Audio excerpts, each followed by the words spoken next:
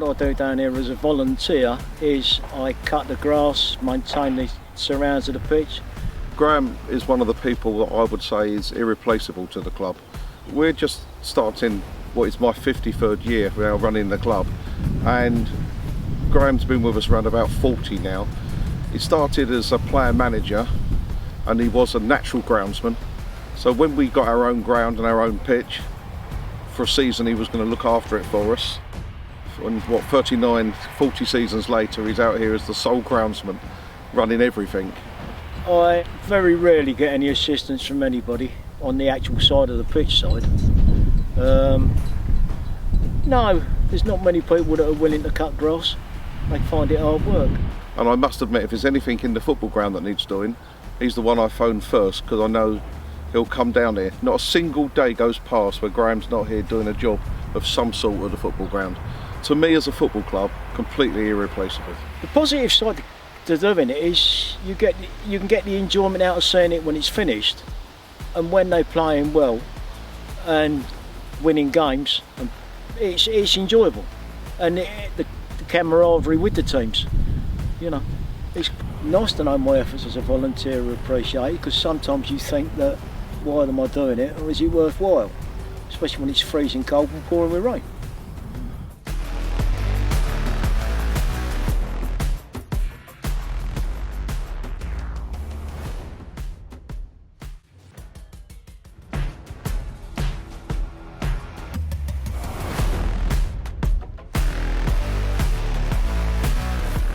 Yeah, George has been really good for us in sort of many ways. At first I was doing this only because I wanted to get my Scouts Gold Award, but then after that 4 weeks I just found that I really enjoyed doing it, and so I just kept doing it.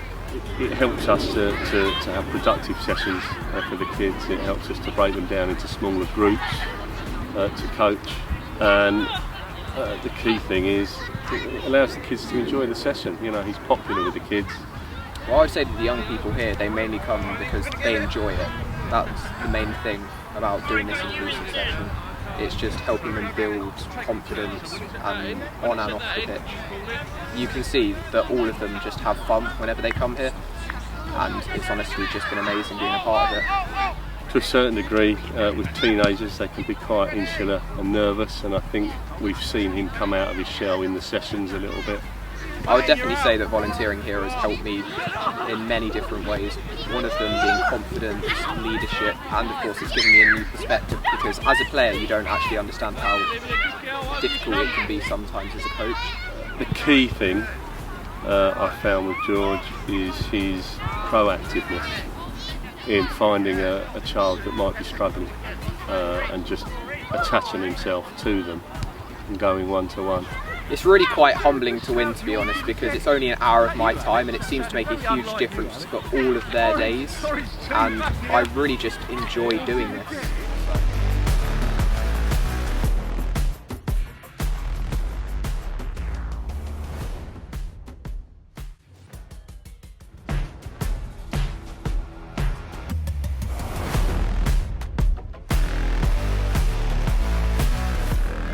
I got involved in coaching through watching my sons play football at a local club. I volunteered to help start with the under-6s, and then I realised that there was no girls teams at the club, so I got a group of girls of mixed ages together to start with, just to get them training, and kind of went from there really to establish teams and grow the section within the club that I was at. There was no female coaches within the club or in the area that I kind of knew of, but I felt that with the support of some of the female coaches that were currently working in the FA at the time, I was confident in doing my level 1. And then as I started to progress, I was getting support from the mentors of the FA, and they suggested that I develop my knowledge and skills, so I then progressed to do my level 2. I then decided to try and encourage other female coaches to come on board in the club. I feel it's really important for the girls to see female role models coaching, so that they might feel that they could go on and progress and become a coach and look at different avenues, refereeing, the different experiences, and also I feel that sometimes that they just feel more comfortable working alongside a female coach. So I'm really pleased to receive this award. It was completely unexpected. I just obviously am involved in coaching to give the girls the best experience in a fun and safe environment, and hopefully one day we'll have some young lionesses come through.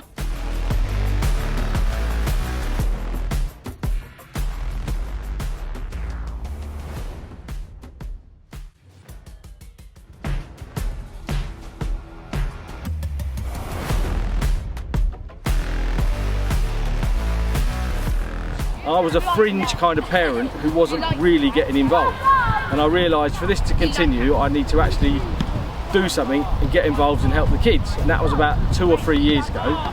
So I came over, helped out, and it's just gone from there. Anyone who's on the fringe and wants to get involved, you should go and ask and say, can I help? Because I tell you what, they're always going to find you a job, whether it's safeguarding, actually being a coach, helping out with the admin side. Every team needs a bit of help, because once you see the kids get so much enjoyment out of it, you realise it's only an hour out of my week, and I'm sure we can all afford an hour out of our week. With an inclusive setting, there's a very mixed ability, and it's great to see the Flyers are scoring goals left, right, centre, which is brilliant, but the kids who come and are a bit more quiet and they want to just come to be part of something, which they're more than welcome to be, because obviously it's inclusive football, so it's great that they turn up and come, and after 6 months they're going to the tournaments and they're trying and they're scoring goals, which is what it's all about. There's no elitism in it at all, which is probably the nicest thing about it. No one's screaming for their kids to score the most goals or anything. If everyone scores, it's brilliant. If we win a tournament, excellent. If we don't, it's not the end of the world either. All the kids have been out on a Sunday and had a great time. It's not just about me, Keith in my session particularly, and Jasmine who helps, but obviously without Kerry is the gaffer here, really. It's about a team effort with Hem Oasis, because it's inclusive. All the coaches put in 110%. Every Friday they give up their Fridays to come down here to help the kids. I know the kids appreciate it.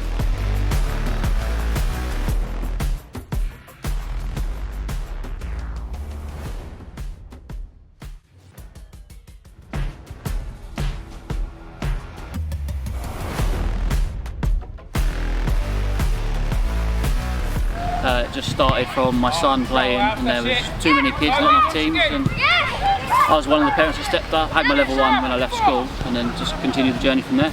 We started with a couple of players that were very low confidence, just giving them a can-do attitude, giving them a safe haven for them to play, and they've flourished this year. We've really stepped on, which has been great. As long as they're happy and they're polite and respect everybody around them, it's all good. The hardest part was just getting the parents on board, making sure that they're aware of our plan is to hopefully give them a lifelong fulfilment of football and not just a result. It's not what it is. We just want them to have fun and enjoy their football. Probably say it's probably about 4 or 5 hours a week with the session planning, delivering the session, and the match days, and then the paperwork. I just think it's when you're playing in cold Saturday morning and the kids are happy after the game. I mean, that's it. And I like to travel. When we're travelling away with 45 minutes, I get 45 minutes with my son, which is just going to cherish their moments forever. And like, I've grown up, I was with my mum, and now I'm doing it with my son. It's just lovely. Yeah, so there's loads on the FA Learning website, which I've tucked into. Futsal's been one of them that I've really enjoyed. And then I've just finished my UEFA C licence. My approach is fun comes first, and as long as they're happy and they're enjoying it, then the results will come. I mean, as they get older, they will know when it's a win or a loss, but for now, as long as they're happy. Amazing. I didn't even know the award really existed, really, and it's just a shock, but it's nice to be valued, and it makes it all a bit that cherry on top of the cake, really. Yeah, it just shows, like say, a nomination and us getting a real award. It proves that we are going in the right direction, we're doing it for the right reasons.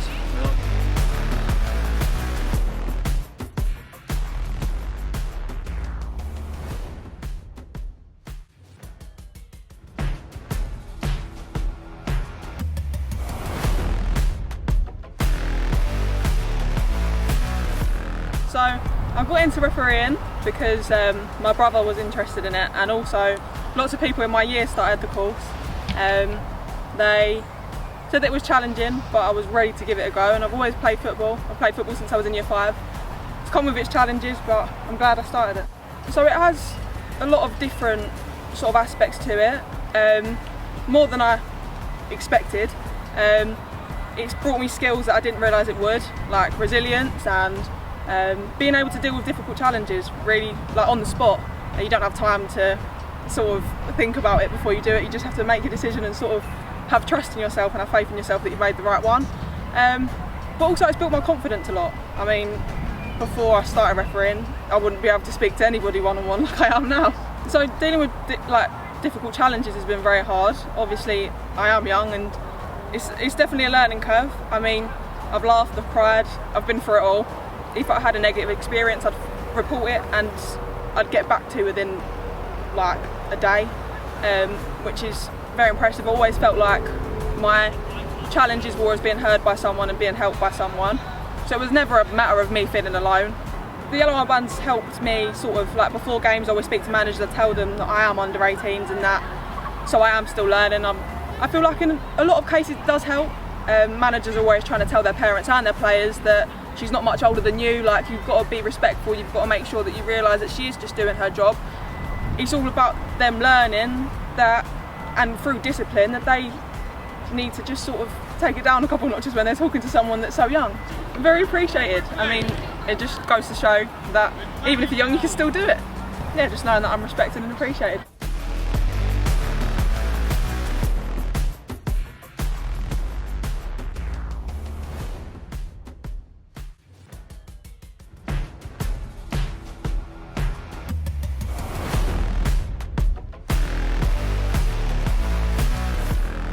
Yeah, well, I came into the role first of all by getting a little bit involved in the club that my son goes to, and then a little while once we'd had enough players coming along to our club, we then found out about Herts Youth Inclusive Football.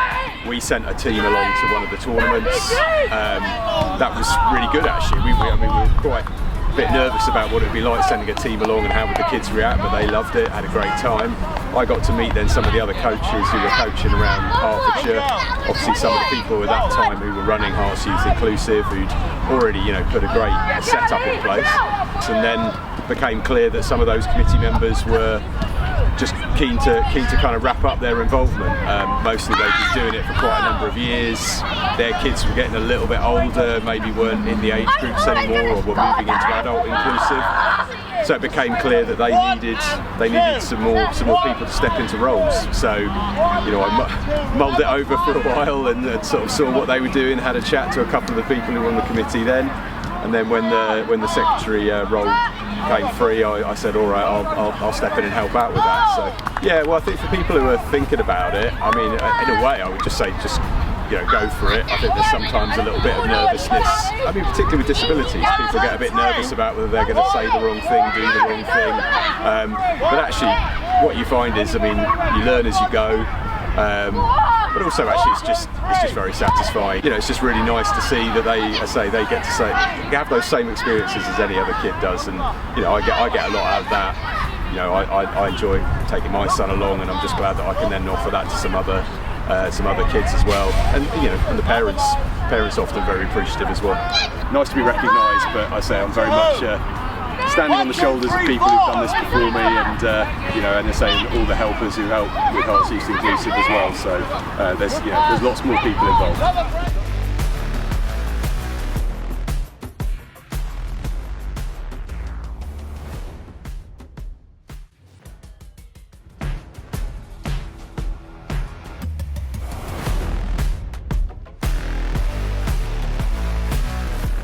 I started over 34 years ago.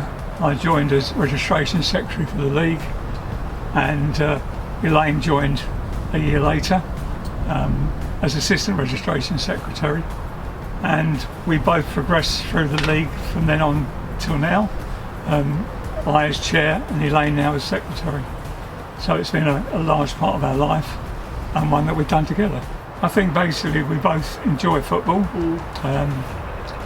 We get a great satisfaction out of seeing the kids play, because at the end of the day it's all about the kids. The managers and all those with their histrionics, at the end of the day it's the players are the most important thing, and we've always put that front and centre of everything we do. And I think we both felt it was the right time, to step back, because obviously the league's been going over 50 years. We want it to be here in another 50 years. Well, that's not going to be us two. and probably not the people replacing us, but the people replacing them afterwards.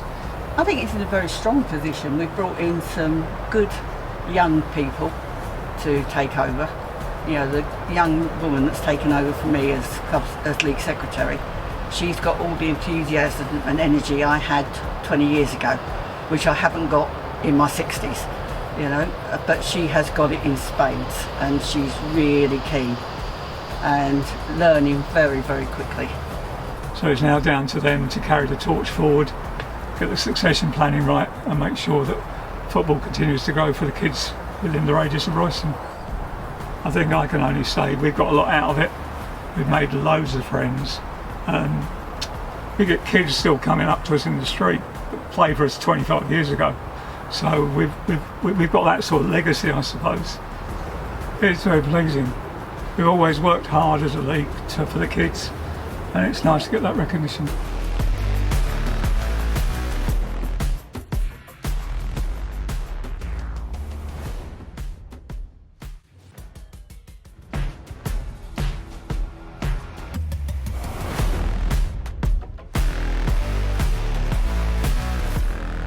So we're a village club. We're based here at St Paul's School in Chipperfield. We're a one-form entry school with obviously some local villages around us. We provide opportunities for around about 180 children to participate in football. That's mixed and girls football, as you can see behind us. We've got a Wildcat session going on, and it's a real benefit for us in terms of the local community to have an opportunity for kids to have an easy access to football. So we reduce barriers as much as possible. We really do encourage lots of adults to get involved. We obviously DBS check them, we make sure they do the safeguarding, make sure they do the play maker, make sure they do their level 1. So it's making sure that they follow the steps and the right ways of doing things to make sure that we keep everyone safe in the club, not just the players and participants, but also the adults as well with volunteering. Now the club's grown to say 180 children. We're now in a situation where we need 3 welfare officers to do the job properly and do it well. We're very lucky. We've got 3 absolute superstars that have taken on that role. And one of the things that I was quite keen on when I took over as the chairman was to make sure that we had all the building blocks behind the football. So it wasn't just what you see out on the pitches, which is obviously the end product, but it was all the infrastructure behind, and so many people get involved in the club. To get this award, amazing, because it's an honour to be nominated, right? And the fact that we got nominated, we're like, wow, that's fantastic. To actually then be voted as the club of the year for Hertfordshire, I welled up a little bit as I was given the trophy and the award here. It's just fantastic. So many people have done so much work, so much effort to get there. We're a truly family club, local community club, and that's really important to us, and I think that's hopefully come across so that we've been fortunate enough to win the award. So thank you.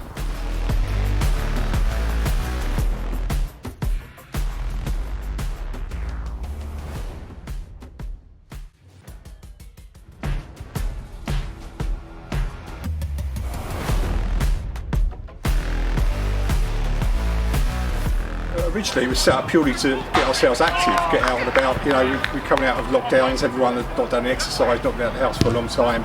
We kept it a very simple idea, just people turn up, they grab a bib, they grab a ball, they join a team, and they're playing a game of football, they're enjoying it, and they're leaving with a smile on their face, and just not trying to make it difficult or complex. When people sign up to join our sessions, they know the emphasis of this is fun.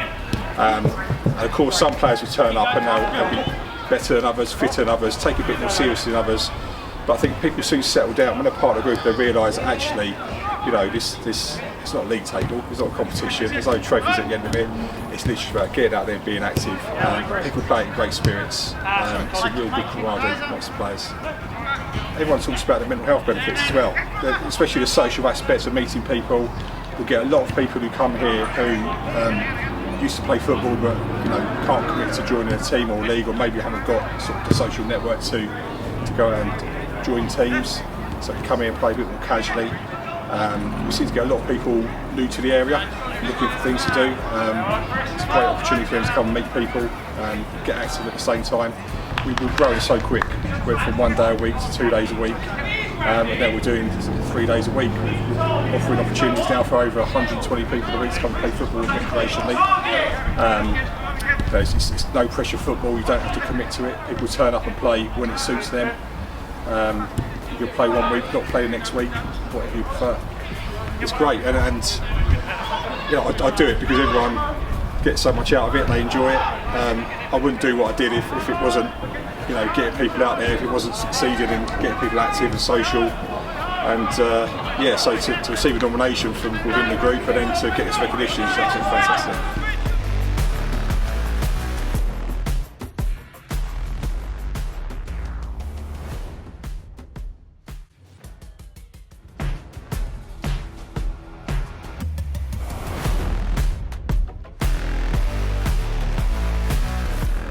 A lot of teams or clubs have advertised to start off socially, playing football, and then from that it's progressed to playing in tournaments, friendly tournaments, and then the competitive edge has come along a little bit, and teams have wanted to experience league football, and especially women who have never played competitive football before have taken a real interest in wanting to progress with their team, competing, and all the camaraderie that comes with that, the fitness aspect, the social aspect, and to gain some experience of that competition side of it that maybe a lot of women here have never experienced playing in competitions before. I find the football community have been really, really welcoming. Obviously, when you first mention walking football, you know, it's new to a lot of people and they're not aware of how it works or what the rules are. But once you explain, and once, you know, people come to see the games in action, they understand and can see older women enjoying themselves, taking part in sport, and you know, and everything that football provides. I'd say to anyone wanting to set up anything, or anyone who sees an advert saying to come along and play football, give it a go. We've had women who've never kicked a ball before turn up, and you know, now they're at the point that they're playing in teams. Over the moon. I mean, just to get the nomination was enough. That was a, you know, an achievement for all of us. Like, we feel so proud.